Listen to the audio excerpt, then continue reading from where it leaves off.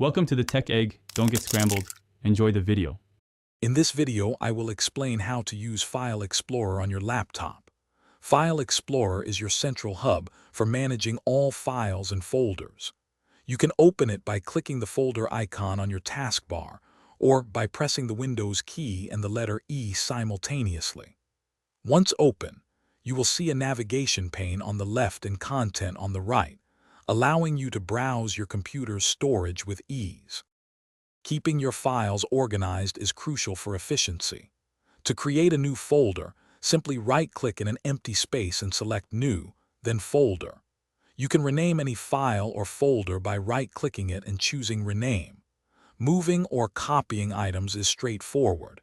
Just drag and drop them, or use the Cut and Copy options from the right-click menu, then paste them into their new home.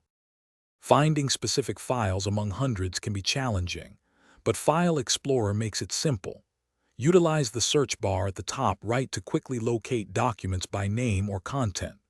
You can also customize how you view your files. Choose from large icons, a detailed list, or small icons using the View tab.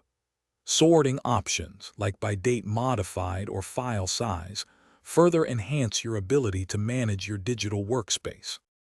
To boost your productivity, consider pinning frequently accessed folders to the Quick Access section in the navigation pane.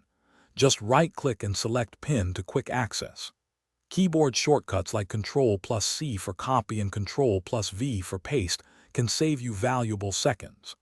Additionally, exploring file properties by right-clicking an item and selecting Properties provides details about its size, creation date, and security permissions, offering deeper insights into your data.